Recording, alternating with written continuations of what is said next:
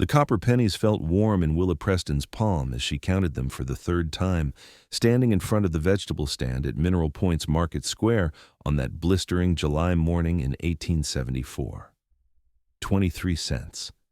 She had exactly 23 cents to feed herself and her dying father for the next 4 days, until her meager laundry wages came through again, and the potatoes alone cost 15 cents for a small sack. Behind her, someone cleared their throat, and she clutched the coins tighter, heat flooding her cheeks as she realized she had been standing there blocking the cart for several minutes while other shoppers milled around the dusty Wisconsin Market Street. The shame of poverty had a particular taste in her mouth, metallic and bitter, mixed with the desperation that came from watching her father waste away from consumption in their one-room shack on the edge of town. "I will take just 3 potatoes, please," she said quietly to the merchant, her voice barely carrying over the noise of the Saturday crowd. "And perhaps 1 carrot if you have any that are not too dear." The merchant, a heavy-set man with a red face and shrewd eyes, shook his head. "Cannot break up the sack, miss. 5 pounds or nothing. That is how I sell them." Willa's fingers trembled as she looked down at her coins again, trying to calculate impossible mathematics. 5 pounds of potatoes for 15 cents would last longer, certainly, but that left her only 8 cents for everything else. Her father needed broth, needed something with substance to build back what the sickness was stealing from his body day by day. The doctor had said nutrition might give him a few more months, might give her more time to figure out what she would do when he was gone, and she was truly alone in this harsh world. "Please, sir," she started, but the merchant had already turned to serve another customer, someone with real money who was not wasting his time with pathetic requests. A shadow fell across her then, broad and solid, blocking out the hot summer sun. Willa looked up and up, past a chest that seemed as wide as a barrel, past shoulders that strained against a worn cotton shirt, to a face that was all hard angles and sun-weathered skin, framed by dark hair that fell past his collar. His eyes were the color of strong coffee, and they were fixed on her with an intensity that made her breath catch. "The lady will take the potatoes," the man said, his voice a deep rumble that seemed to come from somewhere in his chest. "And carrots, onions too, cabbage if you have it, some of those apples." The merchant straightened immediately, his demeanor changing completely. "Of course, Mr. Dalton. Right away, sir. I will get your order together immediately." Willa found her voice, though it came out smaller than she intended. "Sir, I cannot. I do not have the money for all that." The mountain man for that is what he had to be, with those massive shoulders and that weathered look of someone who lived hard in the wilderness, looked down at her again, and something in his expression softened just slightly. "Did not ask if you had money, madam. Asked the man to fill a basket. But I cannot accept, can and will." He pulled a leather pouch from his belt and extracted several coins, dropping them onto the merchant's counter with a solid clink. "Add some beans, dried beef if you have any that's not too old, flour, salt." Willa watched in stunned silence as the merchant scrambled to fill her empty basket with more food than she had seen in one place in months. The other shoppers were staring now, whispering behind their hands. She recognized some of the women from the houses where she took in laundry, and she could see the speculation in their eyes, the judgment forming. A young woman accepting gifts from a mountain man. They would talk, and the talk would spread, and by Monday she might lose the few customers she had left.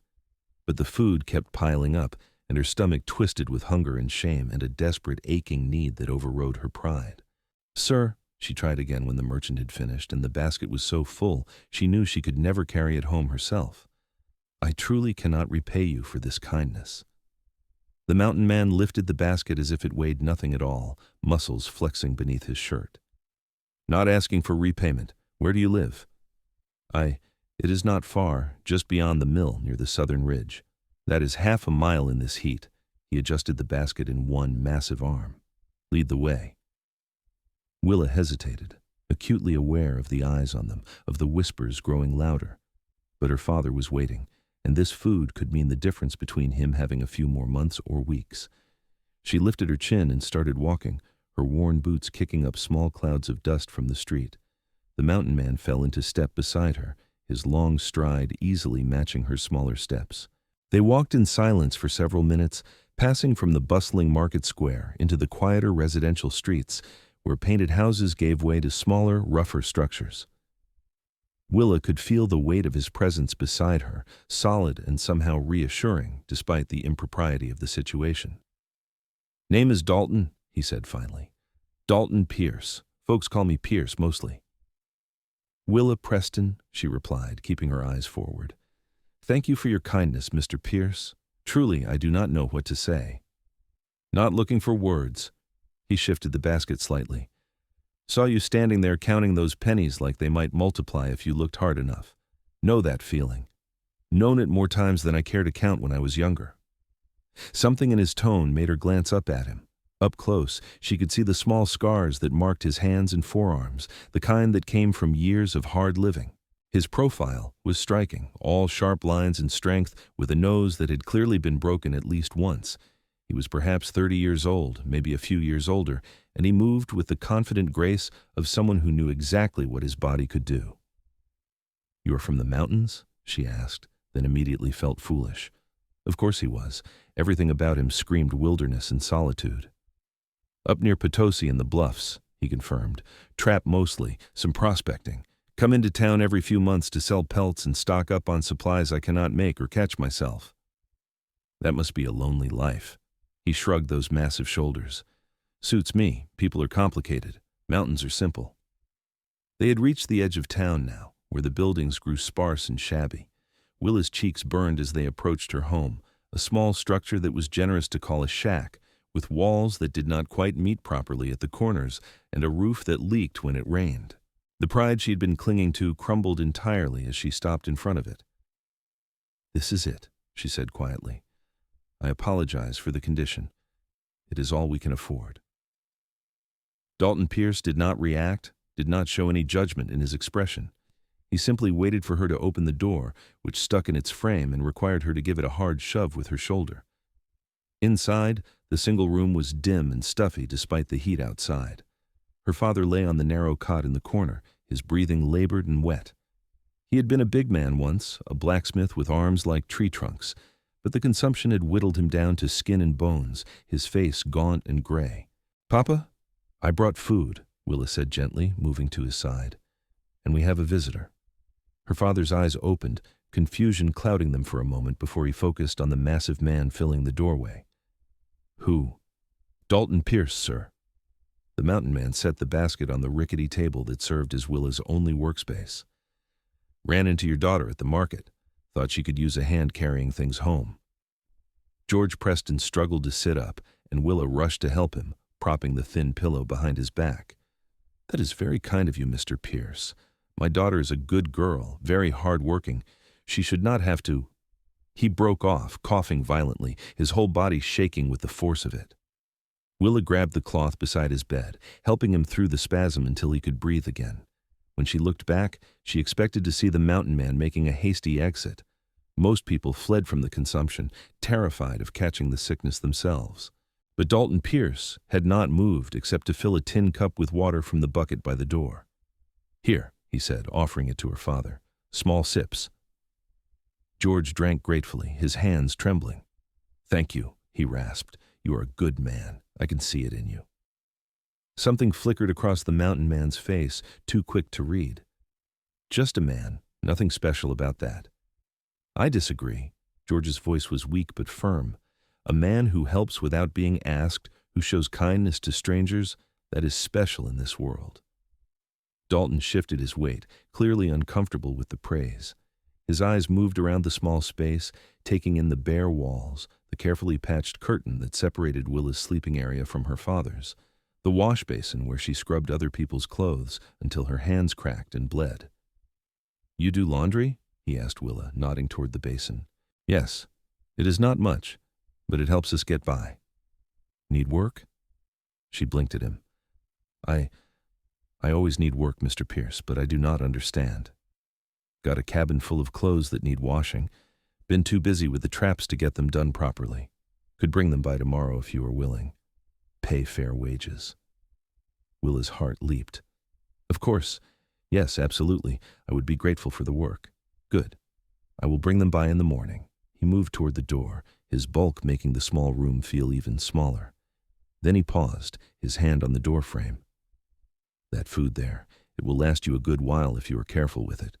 The dried beef makes a good broth. Cook it slow with the vegetables. It will stretch further." "I know," Willa said softly. "My mother used to make it that way before she passed." Their eyes met, and something unspoken passed between them, some recognition of shared loss and hardship. Then he nodded once and ducked through the doorway, his broad shoulders barely fitting through the frame. Willa watched him go, this strange mountain man who had appeared like something out of a story and changed the trajectory of her desperate day. He walked with that same easy confidence, his long hair catching the sunlight, and she realized with a start that her heart was beating faster than it should. "That's a good man," her father said from his cot, his voice tired but warm. "Rare to find these days." "He's just being kind, Papa," Willa replied, but even as she said it, she was not entirely sure she believed it. There had been something in the way he looked at her, something that made her skin feel too warm and her thoughts scatter. She pushed the feeling aside and turned her attention to the basket of food, carefully cataloging each item. There was enough here to last 2 weeks if she was careful, maybe longer. Tears pricked her eyes as she ran her fingers over the smooth skin of the apples, the rough burlap of the flour sack. When was the last time she had cried from gratitude instead of despair? That night, she made a rich stew with the beef and vegetables, letting it simmer for hours until the small shack filled with a smell that made her stomach ache with longing. Her father ate 2 full bowls, more than he had eaten in days, and some of the color returned to his cheeks.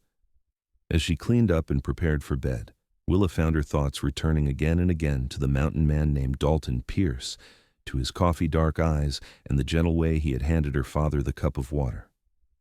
She told herself it was just gratitude, just the natural response to unexpected kindness. But as she lay in her narrow bed, listening to her father's labored breathing in the darkness, she could not quite convince herself that was all it was.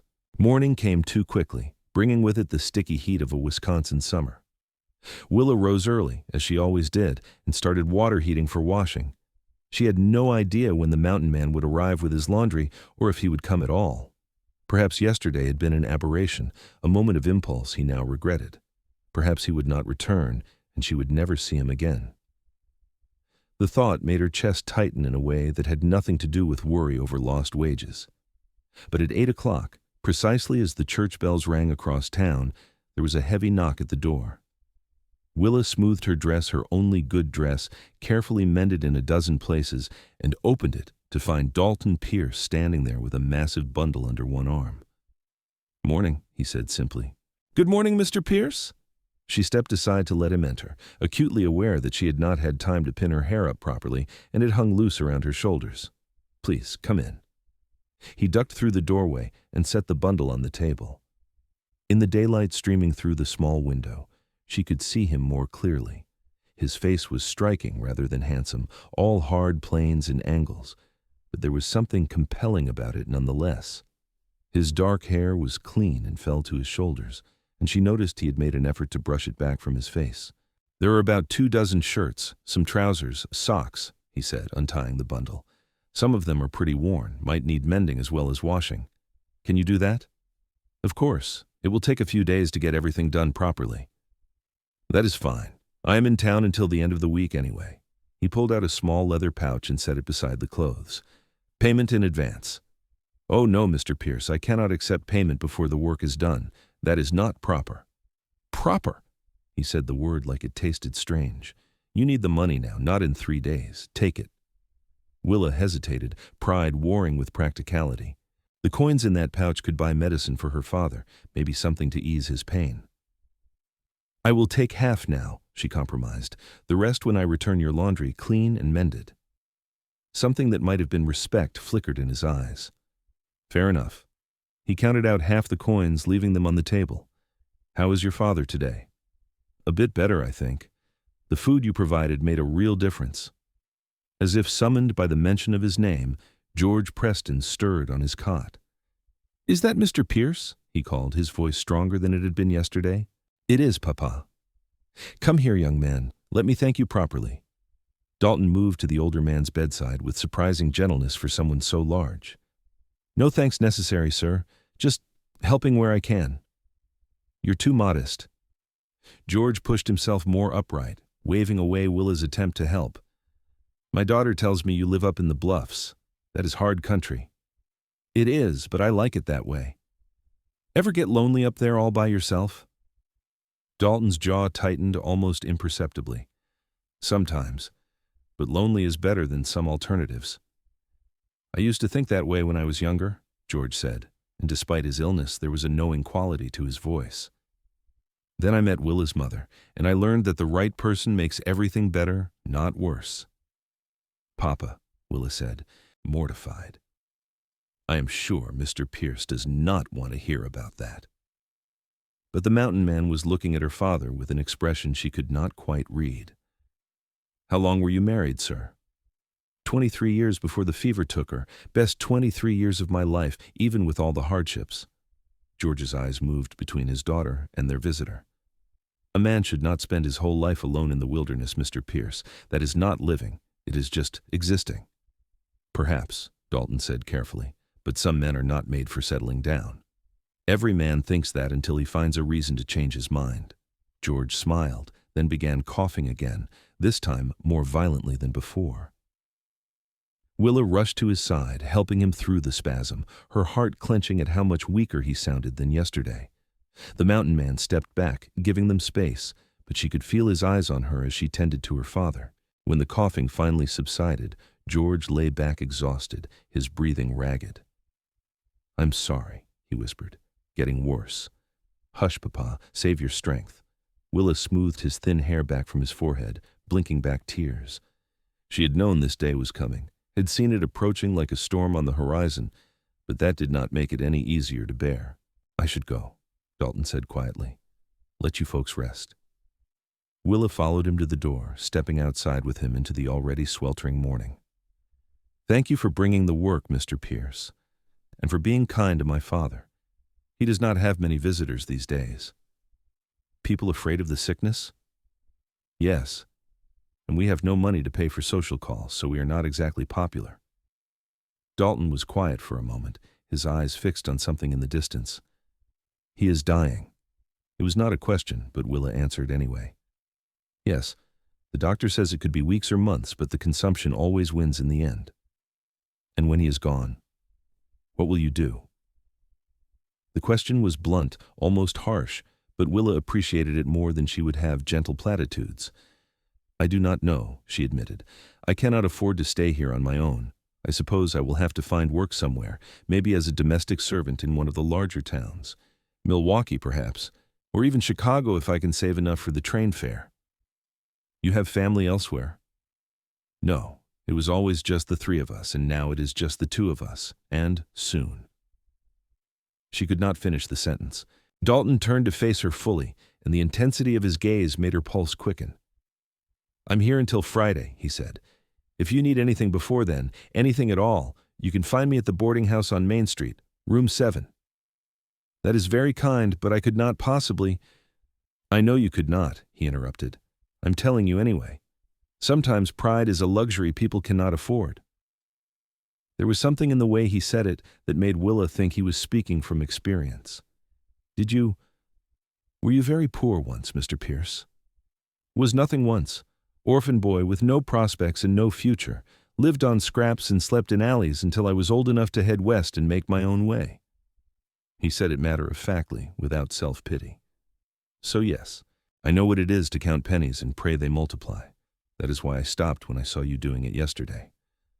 Willa's throat tightened. I'm sorry. No child should have to live that way. Lots of things in life should not be the way they are. But we work with what we have. He took a step back, creating distance between them. I will come by Wednesday to check on the laundry. If you need me before then, you know where to find me. He walked away before she could respond, his long stride carrying him quickly down the dusty path toward town. Willa watched him go, this strange and unexpected man who had crashed into her life like a boulder rolling down a mountain, changing the landscape of everything. She spent the rest of the day washing his clothes with meticulous care, scrubbing each stain until her knuckles were raw, mending every tear with tiny, almost invisible stitches. It was more attention than she usually gave to laundry work, and she told herself it was because he was paying well, and she wanted to give him his money's worth. But deep down, She knew it was something else, something that made her heart beat faster when she thought about seeing him again on Wednesday. The days passed slowly. Her father seemed to rally a bit, eating more of the good food from the basket, even managing to sit up for an hour or two each day. Willa allowed herself to hope, just a little, that perhaps the doctor had been wrong, that perhaps with proper nutrition and care, her father might have more time than anyone thought. On Tuesday evening, she was hanging the last of Dalton's clothes to dry when there was a commotion in the street outside. Voices raised in alarm, the sound of running feet. Willa set down her washing and stepped out to see what was happening. A crowd had gathered near the mill, and she could see smoke rising from somewhere beyond it. Fire was every town's nightmare, especially in the dry summer heat. She was about to go back inside when she heard someone shout that the blaze was at the Hendricks place. Mrs. Hendricks was one of her laundry customers, a widow with 3 young children. Willa's heart clenched, and without thinking, she started running toward the smoke. By the time she arrived, a bucket brigade had formed, people passing water from the mill pond to throw on the flames that were consuming the small house. Willa joined the line immediately, her arms burning as she passed bucket after bucket, her dress soaking with spilled water. Through the smoke and chaos, she could see Mrs. Hendricks clutching her children, all of them crying, watching their home burn. Then, impossibly, she saw Dalton Pierce.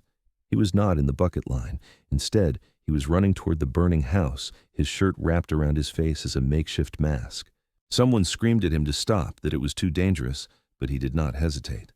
He crashed through the door and disappeared into the smoke. Willa's heart stopped. What was he doing? What could possibly be worth risking his life? It felt like an eternity, but was probably less than a minute before he emerged again, coughing and covered in soot, carrying something in his arms. As he came closer, Willa could see it was a small chest, the kind people kept their important papers and valuables in. He carried it to Mrs. Hendricks, setting it down at her feet before collapsing to his knees, coughing violently. "Your deed," he gasped out between coughs. "Saw it, through the window. You will need it to prove you own the land, to rebuild." Mrs. Hendricks burst into tears, clutching the chest to her body. Without that deed, she would have had nothing, no way to prove her ownership, no way to rebuild her life. Willa pushed through the crowd, falling to her knees beside Dalton. "You fool," she said, tears streaming down her face. "You could have died." He looked at her through red-rimmed eyes, his face streaked with soot and sweat. "But I did not." The fire was brought under control eventually, though the house was a total loss. The town rallied, as small towns do, offering Mrs. Hendricks and her children temporary shelter and promising help to rebuild. But everyone kept talking about the mountain man who had risked his life to save a widow's deed, who had not hesitated when everyone else stood frozen. Willa walked back to Dalton's boarding house with him, ignoring the propriety of it, needing to make sure he was all right. He walked slowly, each breath clearly painful, and she suspected he had breathed in more smoke than was good for him. "You should see the doctor," she said as they reached the boarding house steps. "I am fine." "You're not fine. You can barely breathe." "I said I am fine, Willa." The use of her first name stopped her short. He had not used it before, had been careful to keep things formal and proper. "Go home. Your father will worry." "Not until I know you are truly all right." They stared at each other, and something electric passed between them, something that had been building since that first moment in the market square. Dalton's jaw worked, his eyes searching her face as if trying to read something written there. "Why do you care?" he asked finally, his voice rough from smoke and something else. "Because you are a good man," she said simply. "And good men are rare and should be looked after." "I am not," he stopped, shaking his head. "You do not know me, Willa. You do not know what I have done, where I have been." "Then tell me." "No." "Why not?" "Because you are looking at me like I am something special, and I am not. I'm just a man who has made more mistakes than he can count and is trying to do better." His voice was raw, vulnerable in a way that made her chest ache. "I am not a hero from one of your stories. I am just someone who knows what it is to have nothing and to watch other people lose everything." Willa stepped closer, close enough that she could smell the smoke on him, see the vulnerability beneath his hard exterior. "I think you are wrong, Mr. Pierce. I think you are exactly the kind of man who deserves to be looked at like something special." His breath caught, and for a moment She thought he might close the distance between them, might do something that would change everything, but instead, he took a step back, his expression shuddering. "Get home safe," he said quietly. "I will see you Wednesday for the laundry." He disappeared into the boarding house before she could respond, leaving her standing alone on the street as twilight settled over Mineral Point. Willa walked home slowly, her mind spinning, her heart beating a rhythm that felt dangerous and thrilling all at once. She was falling in love with the mountain man. It was foolish, impossible, entirely impractical. He lived in the wilderness and would be gone by the end of the week. She had a dying father to care for and an uncertain future ahead of her. There was no room in her life for romantic dreams. But as she lay in bed that night, listening to her father's labored breathing, all she could think about was the look in Dalton Pierce's eyes when he had asked why she cared. All she could think about was the way her name had sounded in his smoke-rough voice, intimate and precious. Wednesday morning dawned cooler, with clouds rolling in from the west promising rain. Willa had all of Dalton's clothes clean, dry, and neatly folded, each mended tear almost invisible. She had even washed and pressed his spare shirt twice, wanting everything to be perfect. Her father noticed her nervous energy. "You are fluttering around like a bird, daughter. What has you so worked up?" "Nothing, Papa. Just want to make sure Mr. Pierce's laundry is done properly." George made a sound that might have been a laugh if he had the breath for it. "Mr. Pierce, that mountain man has gotten under your skin, hasn't he?" "Papa!" "Do not papa me. I see how you blush when his name is mentioned. I see how carefully you have tended to his clothes." He smiled, that knowing father smile. "There is nothing wrong with it, Willa. You are young, and he is clearly smitten with you as well." "He is not smitten. He is just kind. Kind men do not look at women the way he looks at you. Like you are water in a desert, like you are the answer to a question he has been asking his whole life." Willa's cheeks burned. "You are imagining things.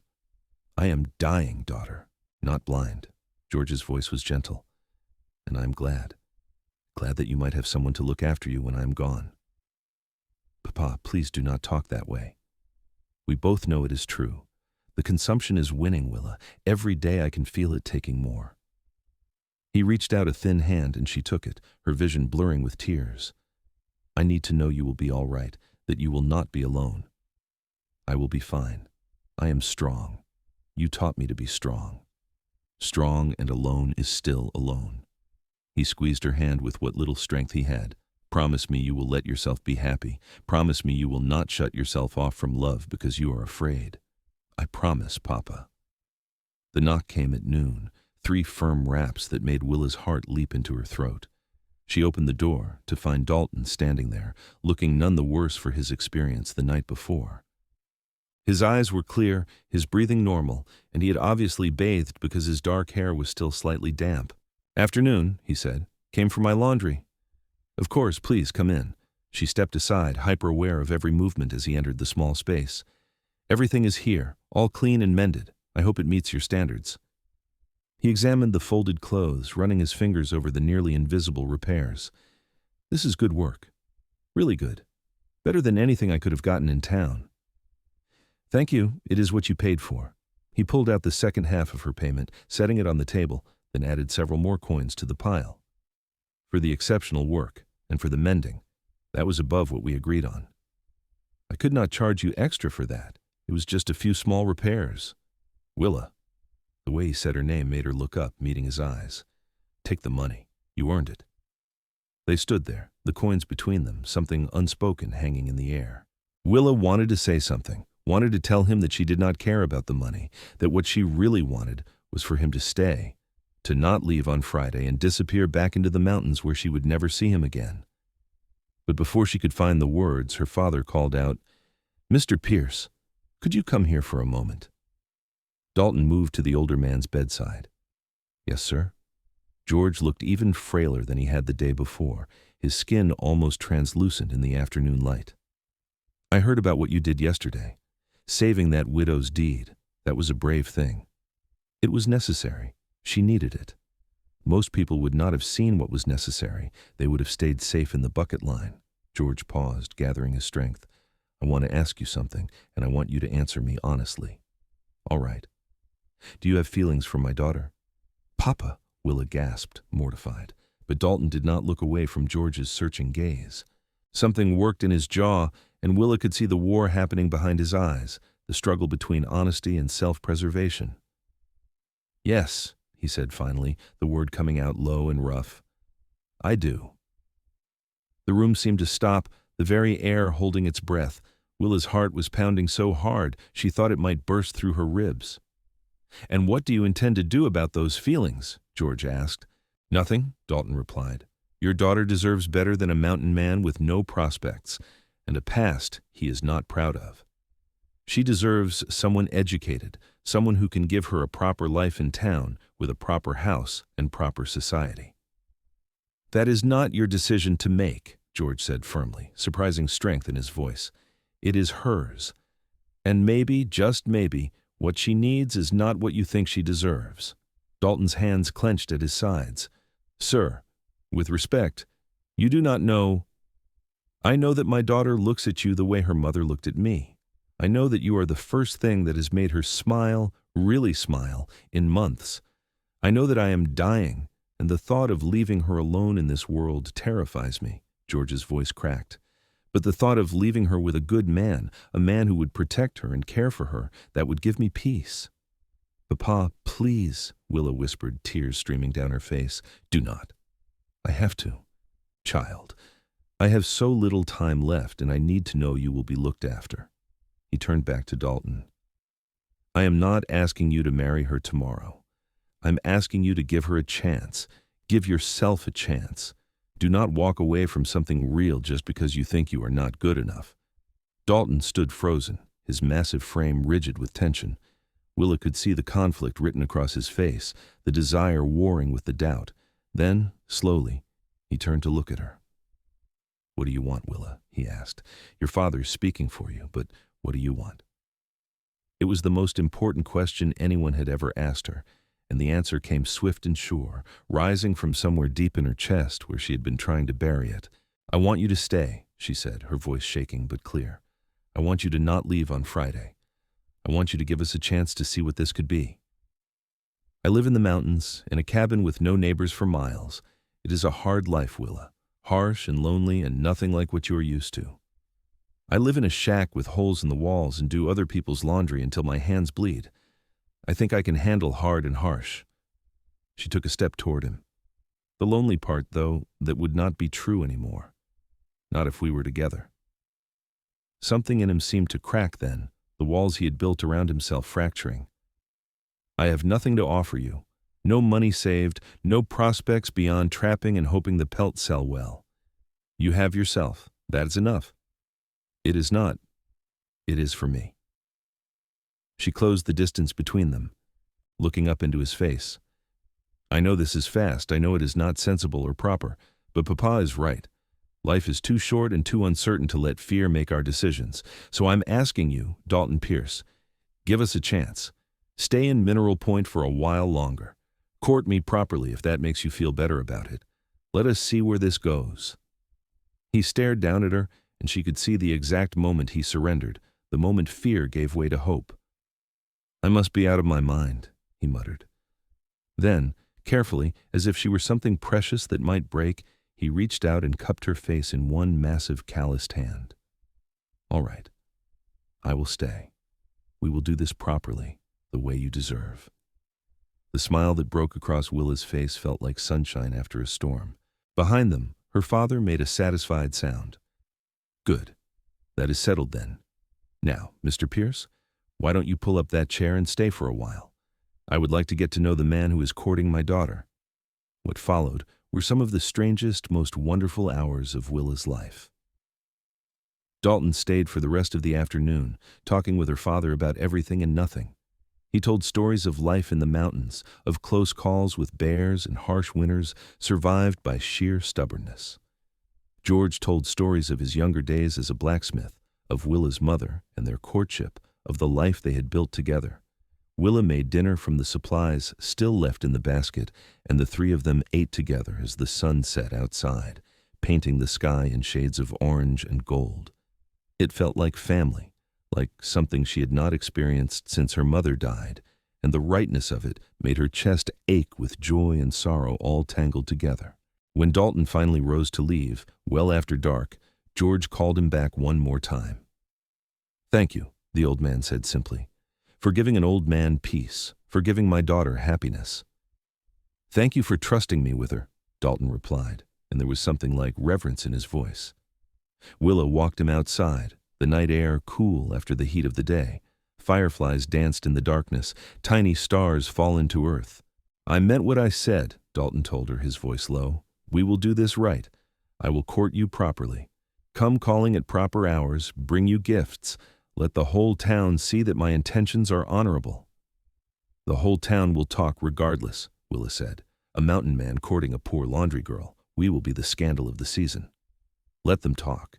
He reached out, tucking a strand of hair behind her ear, the gesture so tender it made her breath catch. "I do not care what anyone thinks as long as you are happy. I am happy, happier than I have been in a very long time." He smiled then, a real smile that transformed his face from merely striking to genuinely handsome. "Good. I will come by tomorrow. Maybe we can take a walk if your father is well enough to be alone for an hour." "I would like that." He left then, disappearing into the darkness, and Willa stood outside for a long time, hugging herself and trying to believe this was really happening. That the mountain man who had stopped when he saw her counting pennies, who had filled her basket and changed her life, had just agreed to court her. Inside, she found her father sleeping peacefully, a smile on his thin face even in sleep. She prepared for bed, her mind too full of thoughts to quiet easily. Tomorrow felt like the beginning of something, like the first page of a new story, and she could hardly wait to see what would be written there. The next weeks unfolded like a dream. Dalton came calling every day, always at proper hours, always with some small gift. Wildflowers picked from the bluffs, a rabbit he had caught, already cleaned and ready to cook, a bag of peppermint sticks from the general store that made her father smile like a boy. They took walks when George was strong enough to be left alone, wandering the paths outside town while Dalton told her about his life. He had been orphaned at 8 when his parents died of cholera, had lived on the streets of Milwaukee for 3 years before heading west, doing whatever work he could find, had learned trapping from an old mountain man who took pity on him and taught him everything he knew. "I was angry for a long time," he admitted one afternoon as they sat by the creek, watching the water flow past. "Angry at the world for taking my parents, angry at myself for not being able to save them. Angry at everyone who had families and homes and futures when I had nothing." "What changed?" Willa asked, her hand in his, marveling at how small hers looked engulfed in his massive palm. "Time, mostly. And distance. I went far enough into the wilderness that I could not hear the noise of the world anymore. And in that silence, I found something like peace." He looked at her, his eyes soft. "But it was empty peace, safe but hollow. I did not realize how hollow until I saw you standing in that market, counting your pennies with such fierce determination on your face." "What did you see in that moment?" "Someone still fighting, someone who had not given up despite everything stacked against her. It reminded me of who I used to be before I ran away from the world. And I thought, if she can keep fighting, maybe I should stop hiding." Willa leaned her head against his shoulder, feeling the solid strength of him, the realness of this impossible thing growing between them. "I'm glad you stopped." "So am I," he murmured into her hair. "So am I." But even as happiness bloomed, reality pressed in. George Preston was failing. Despite the good food and Willa's devoted care, the consumption was relentless. He slept more each day, ate less, his breathing growing more labored. The doctor came and could do nothing but prescribe laudanum for the pain and tell Willa to prepare herself. Dalton was there through it all. He sat with George when Willa needed to work. He carried him outside on good days so he could feel the sun on his face. He listened to the old man's rambling stories with patience and genuine interest, treating him with a respect that many would not give a dying blacksmith.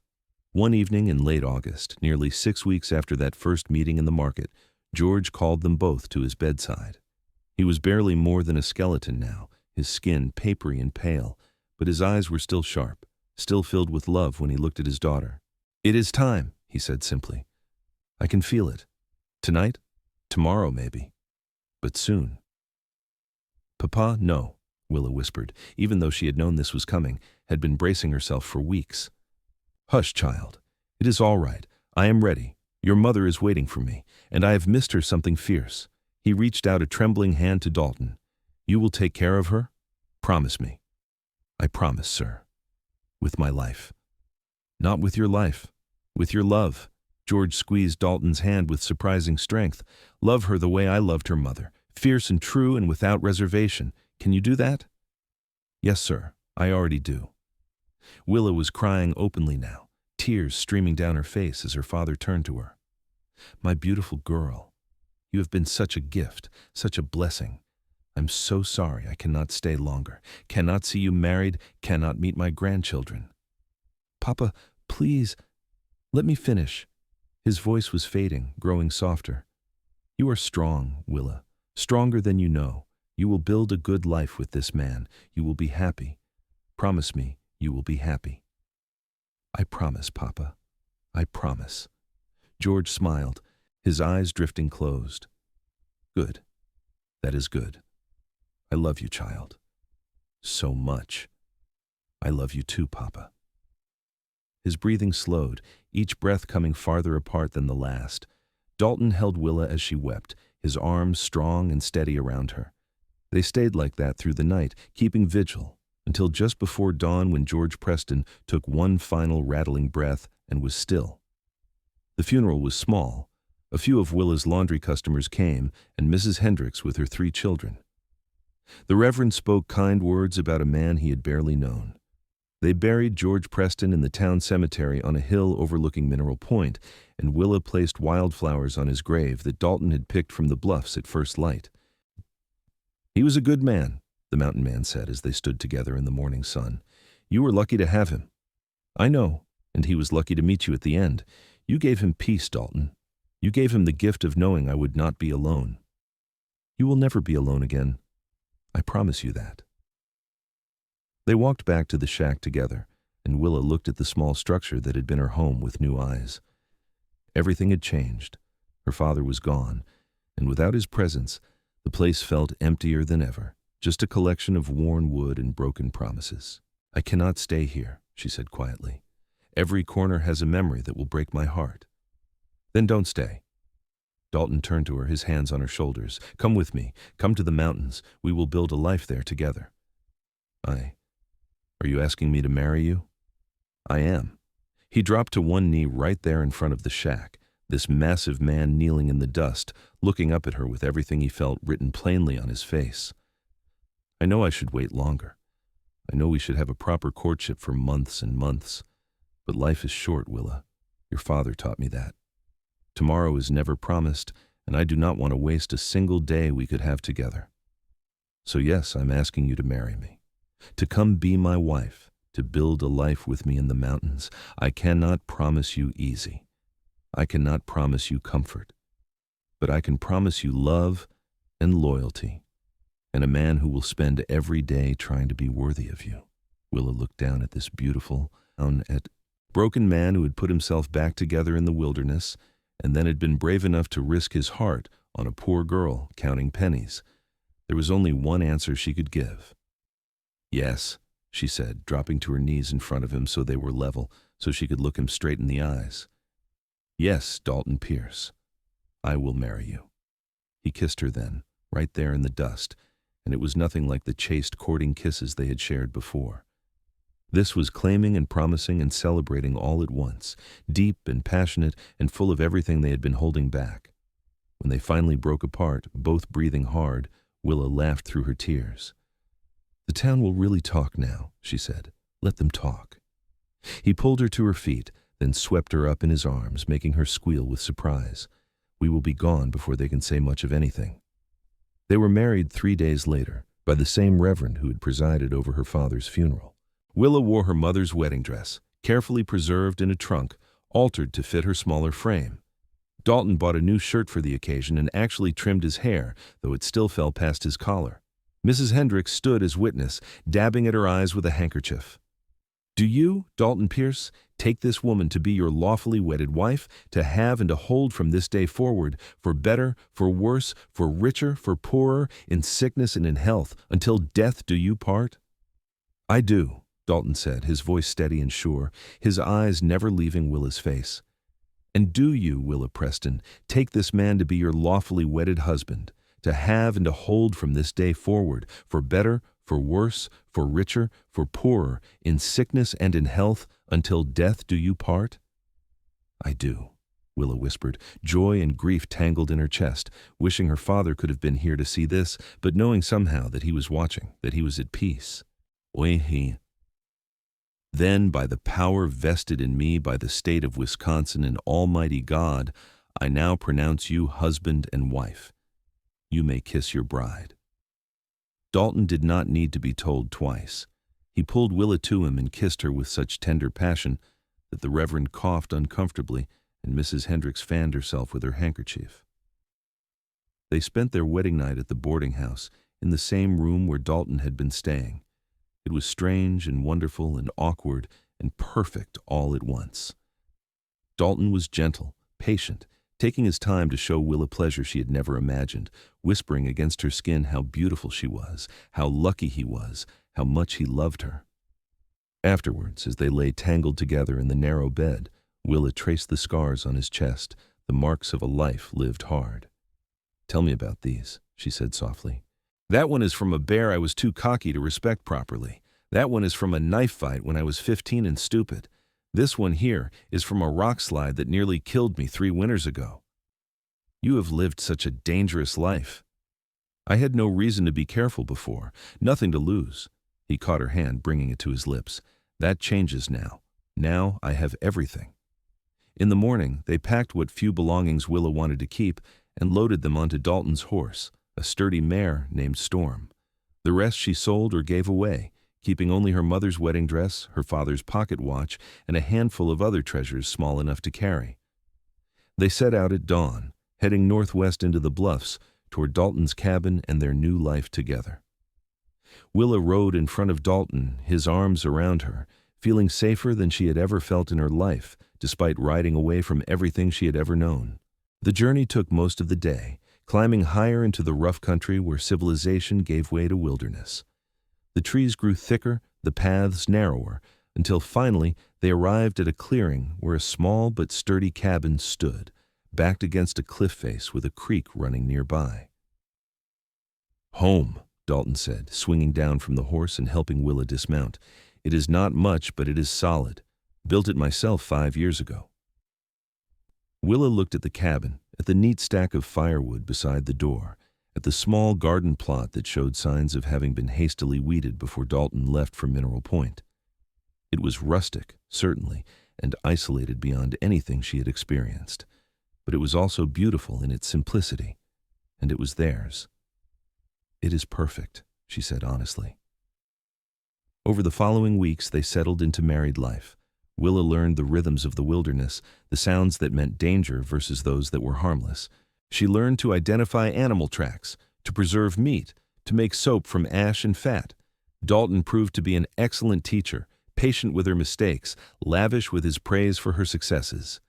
But more than learning practical skills, she learned her husband, learned that he sang while he worked, old songs in a language she did not recognize that he said he learned from the old mountain man who raised him. Learned that he had nightmares sometimes, waking with a gasp, and that the best thing she could do was hold him until the memories faded. Learned that for all his rough exterior, he was tender and thoughtful, constantly surprising her with small gestures of love. He expanded the cabin, adding a second room and a proper loft. He built her a rocking chair, carving delicate flowers into the wood. He brought her gifts from his trap lines, pretty stones and interesting feathers, things he thought she might like. And every night he held her close and told her he loved her, that marrying her was the best decision he had ever made. By October, Willa knew she was pregnant. She recognized the signs from helping with births in town, the way her body was changing, the morning sickness that had her running outside to retch into the bushes. She waited until she was sure before telling Dalton, wanting to be certain before giving him the news. She told him one evening as they sat by the fire, his arm around her, both of them drowsy and content. "I I have something to tell you, she said softly. What is it? We are going to have a baby, in the spring, I think, late April or early May. Dalton went completely still. Then, slowly, he turned to look at her, his eyes wide with wonder. A baby? We are having a baby. Yes, are you happy? Happy? He laughed, the sound full of joy and disbelief. Willa, I never let myself hope that I could have this, a wife, a home, a child. His hand moved to her still flat stomach, covering it protectively. A family. You have it now, all of it. He kissed her then, deep and sweet, and she could taste the salt of tears on his lips. When he pulled back, there were indeed tears on his cheeks, this strong, stoic man crying openly with happiness. I'm going to be a father, he whispered, awed. I'm going to have a son or daughter, someone to teach and protect and love. You are going to be a wonderful father, Willa assured him, the best father, because you know what it is to have nothing, and you will make sure our children always know they are loved and wanted. Winter came early that year, snow falling in November and not letting up, and Willa was grateful for the cabin's solid walls, for the massive supply of firewood Dalton had laid in, for the way her husband planned and prepared for everything. The isolation that might have bothered some people felt cozy to her, just the two of them in their small world, weathering the storms together. She grew larger as the snow piled higher, and Dalton became increasingly protective, insisting she rest more, worry less, let him handle all the heavy work. He talked to her belly every night, telling his unborn child stories about the mountains, about their mother's bravery, about the life they would build together. In March, the snow began to melt, and Dalton started making preparations. He rode to Mineral Point and returned with a midwife, Mrs. Murphy, who agreed to come stay with them for a few weeks around Willa's due date. The older woman took one look at the cabin, at the young couple so clearly in love, and smiled. You have done well for yourselves, she said to Willa. I remember when you were just a girl doing laundry, your poor father so sick. And now look at you.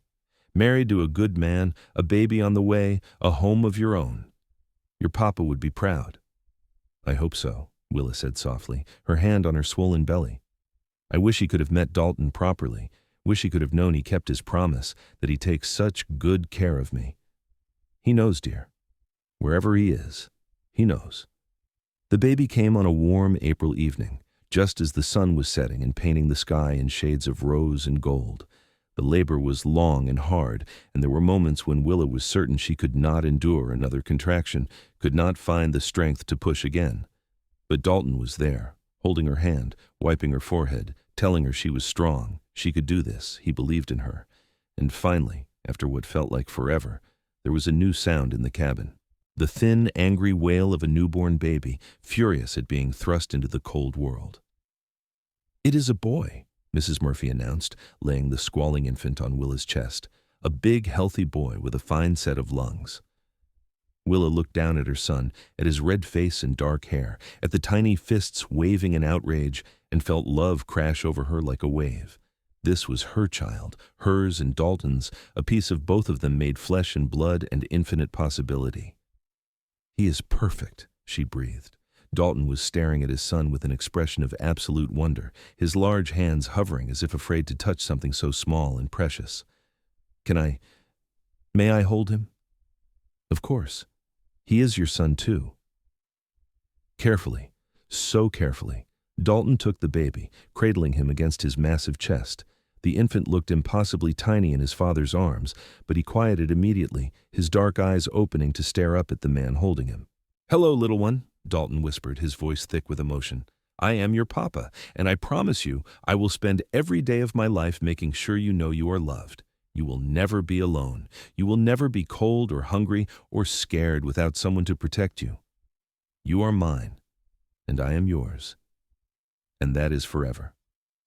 Willa watched her husband bond with their son, watched this man who had been orphaned and alone for so much of his life claim his role as father with such fierce devotion, and she knew with absolute certainty that everything had happened exactly as it was meant to. Every hardship, every loss, every moment of counting pennies in the market, it had all led here to this perfect moment. They named the baby David, after Dalton's father, with George as his middle name for Willa's papa. David George Pierce, their son, their future, their joy. The years that followed were full and rich. Dalton's trapping business prospered, and he added guiding to his services, taking wealthy men from back east on hunting expeditions into the mountains. The money was good, and it allowed them to improve the cabin, to add more rooms as their family grew. Because it did grow. 2 years after David came Emma, a daughter with Willa's blue eyes and her father's stubborn determination. 3 years after that came Samuel, another son who was quieter than his siblings, but with a mind that never stopped working. And finally, 5 years after Samuel, little Margaret arrived, the baby of the family, spoiled by her older siblings and doted on by her parents. Willa watched her children grow in the wilderness, learning the lessons their father taught them about survival and respect for the land, but also the lessons she taught about kindness and compassion and the importance of education. She homeschooled them all, using books Dalton bought on his trips to town, making sure they could read and write and do mathematics even if they lived far from any proper school. The cabin grew to accommodate them all, sprawling across the clearing with a proper barn for the animals and a workshop where Dalton taught his sons woodworking, and David practiced the blacksmithing skills Willa taught him, having learned from watching her own father in her youth. They were not wealthy, not by any measure, but they were rich in the ways that mattered, rich in love, in laughter, in the bonds of family. The children grew up strong and capable, confident in themselves and their place in the world. Sometimes, on quiet evenings when the children were in bed and Willa and Dalton sat together on the porch he had built, watching the stars come out over the mountains, they would talk about that day in the market, about the moment their lives changed forever. "Do you ever wonder what would have happened if I had not stopped?" Dalton asked one such evening, his arm around his wife of 15 years. "If I had just walked past you that day?" "I try not to," Willa admitted, "because the thought of not having this life, not having you and our children, is too painful to contemplate." "I almost did walk past. I was halfway down the street when something made me turn back, some instinct that said if I did not stop, I would be making the biggest mistake of my life. I am glad you listened to it." "So am I." He pulled her closer, kissing the top of her head. "You saved me, Willa. I know everyone thinks it was the other way around, that I saved you by filling your basket and paying for laundry and all of that, but the truth is, you saved me. You gave me a reason to stop hiding. You gave me a family, a purpose, a life worth living." "We saved each other," Willa corrected softly. "That is what love does. It reaches out in the darkness and says, 'You are not alone anymore. Come with me, and we will face the world together.'" "Come with me?" Dalton repeated, smiling. "I like that. Is that what you are doing? Still coming with me after all these years?" "Always. Through mountains and valleys, through hardship and joy, through every moment life brings. I am with you, Dalton Pierce. Until my last breath, I am with you." He kissed her then, deep and passionate, and even after 15 years of marriage, 4 children, and countless challenges overcome, the spark between them had not dimmed.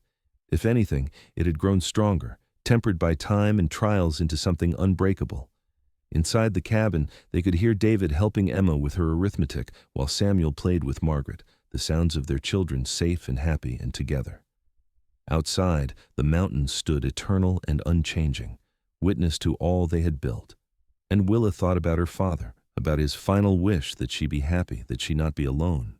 She thought about how he had seen something in Dalton Pierce that day, had recognized a kindred soul, a man worthy of his daughter's love. She sent a silent thank you up to wherever George Preston was now, grateful beyond words that he had pushed them together, that he had given them his blessing. The years continued to pass, each one bringing its own joys and sorrows. David grew tall and strong like his father, eventually meeting a young woman in Mineral Point and bringing her home to the mountains as his bride. Emma proved to have a gift for healing, studying with the town doctor and becoming a midwife herself, following in the footsteps of the woman who had delivered her. Samuel left for a few years to study engineering back east, but returned to help design a more efficient irrigation system for the growing number of farms in the area. And Margaret, their baby, turned out to have inherited her grandfather George's talent for metalwork, creating beautiful sculptures and practical tools with equal skill. Willa and Dalton became grandparents, then grandparents many times over as their children built families of their own.